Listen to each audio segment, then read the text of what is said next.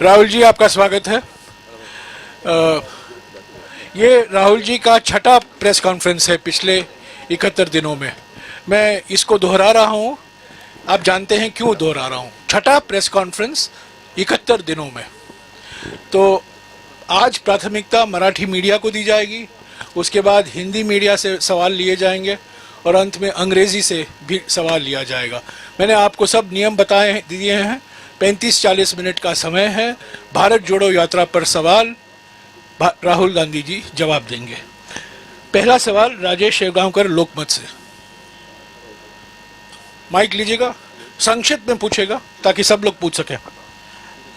Hello sir, नमस्ते। आप मराठी में पूछ सकते हैं, पटोले जी ट्रांसलेट। मैं हिंदी बात कर सकता हूँ मैं। अच्छा नहीं, इट्स बेटर। सर, तुम्ही म्हणता की भारत जोडा, परंतु तुमचे सगळे विरोधक असे म्हणतात की भारत तुटलाच नाही, जोडण्याचा कुठं प्रश्न आहे? तर भारत नेमका कुठं तुटलेला आहे असं वाटतं तुम्हाला? हाँ, समझ गए, मराठी समझता हूँ मैं। तो आपने कहा कि भारत जोड़ो की क्या जरूरत अगर भारत टूटा ही नहीं है। देखिए, भारत में पिछले 8 साल से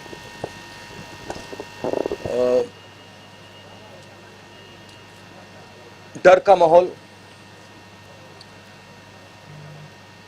नफरत और हिंसा फैलाई जा रही है। शायद बीजेपी के नेता हिंदुस्तान के किसान से बात नहीं करते हैं, हिंदुस्तान के युवाओं से बात नहीं करते हैं, क्योंकि अगर वो उनसे बात करते तो उनको पता लगता कि हिंदुस्तान के किसान को, हिंदुस्तान के युवा को सामने का रास्ता नहीं दिख रहा है। बेरोजगारी फैल रही है, महंगाई फैल रही है, किसान को सही दाम नहीं मिलता है। ठीक है, तो इस माहौल के खिलाफ खड़े होने के लिए हमने भारत जोड़ो यात्रा शुरू की है और ये कन्याकुमारी से श्रीनगर तक जाएगी। और अगर लोगों को नहीं लगता कि इस यात्रा की जरूरत है तो फिर लाखों लोग बाहर नहीं निकलते। Thank you. राजेश चेरापे साकल।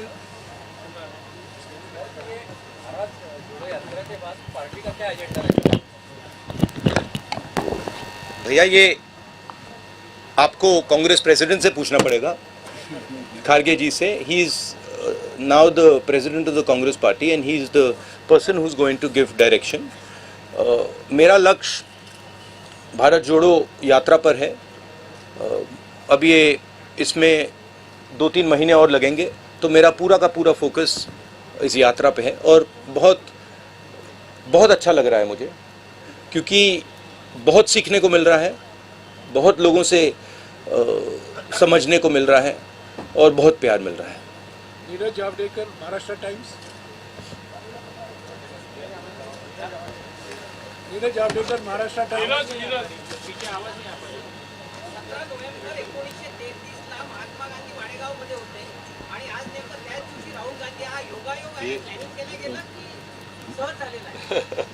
फिर से बोलिए जरा, ट्राई करता हूँ। नहीं, मराठी में।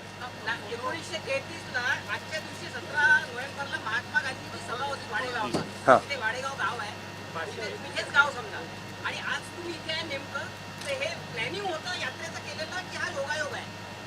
नहीं, ट्रांसलेट कीजिए कि ये जब यहाँ आए, गांधी जी भी आए थे, हम भी आए, क्या प्लान करके आए हैं या ऐसे ही हुआ है? नहीं, कोई प्लानिंग। 1933 में इसी दिन महात्मा गांधी यहाँ थे, तो ये अच्छा जो पॉजिटिव है ये। और आप आज यहाँ है 89 ईयर के बाद आप है यहाँ, तो ये तो पॉजिटिव। देखिए, पॉजिटिव बात है। प्लान तो नहीं है, मगर महात्मा गांधी कुछ चीज़ थे और हम कुछ और हैं। मतलब कोई ये कंपैरिजन मत कीजिए please.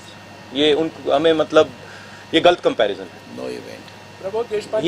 He is Mahatma Gandhi ने देश को रास्ता दिखाया। महात्मा गांधी ने अपनी पूरी जिंदगी देश के लिए लड़ने में लगा दी, तो कोई कंपैरिजन नहीं। प्रबोध देशपांडे, लोकमत समाचार। लोकसत्ता, सॉरी। नमस्कार राहुल जी। माझा प्रश्न असा होता की केंद्र सरकारमध्ये भाजप जो सत्ताधारी पक्ष आहे त्याच्यावर अंकुश ठेवण्यात प्रमुख विरोधी पक्ष म्हणून काँग्रेस कुठेतरी कमी पडताना दिसतो. तर या संदर्भात पक्षाची पुढील रणनीती काय राहणार आहे आणि 2024 साठी प्रमुख अजेंडा काय राहणार आहे पक्षाचा? कमजोर पड़ रहा है अपना पक्ष, विपक्ष का, ऐसा उनका कहना है. सब पूरा का पूरा ऑपोजिशन या कांग्रेस या कांग्रेस अपन विपक्ष इस नाते से हम कमजोर गिर रहे हैं, ऐसा उसका कहना है मोदी सरकार के. नहीं, देखिए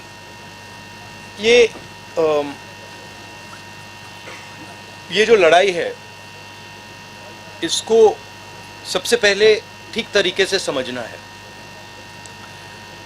आमतौर से क्या होता है, लोकतंत्र में एक पॉलिटिकल पार्टी दूसरी पॉलिटिकल पार्टी से लड़ती है और जो युद्ध का मैदान होता है उसको जो देश के इंस्टीट्यूशंस होते हैं वो उस युद्ध के मैदान में फेयरनेस क्रिएट करते हैं. आज क्या है कि ये एक राजनीतिक पार्टी और दूसरी राजनीतिक पार्टी के बीच में लड़ाई नहीं है. और मैं सिर्फ कांग्रेस की बात नहीं कर रहा हूं. एक तरफ हिंदुस्तान के सारे इंस्टीट्यूशंस खड़े हैं, बोलना नहीं चाहिए मगर विपक्ष का प्रेस पे तो कंट्रोल नहीं है, हैगा? प्रेस पे तो कंट्रोल नहीं है ना. तो बीजेपी का प्रेस पे कंट्रोल है, इंस्टीट्यूशनल स्ट्रक्चर पे कंट्रोल है, जुडिशरी पे प्रेशर डालते हैं. तो ये परसेप्शन सच परसेप्शन नहीं है. ये परसेप्शन सुपरफिशियल ऊपर का परसेप्शन है. मगर अगर आप नीचे जाएं और जनता से पूछें तो आपको बहुत एकदम दिख जाता है कि जनता क्या कह रही है और ऊपर परसेप्शन क्या बन रहा है, उसमें फर्क है. संजय खांडेकर, पुणे नगरी.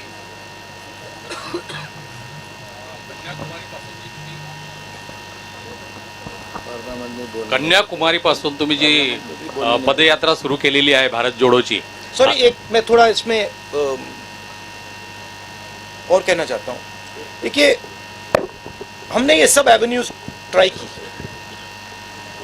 प्रेस की एवेन्यू ट्राई की, हमने पार्लियामेंट में अपनी बात रखने की कोशिश की. सिर्फ मैंने नहीं, सिर्फ कांग्रेस पार्टी ने नहीं, विपक्ष की सब पार्टियों ने.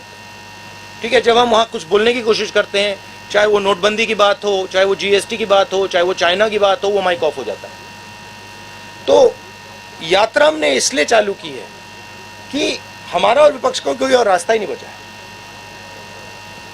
राहुल जी, कन्याकुमारी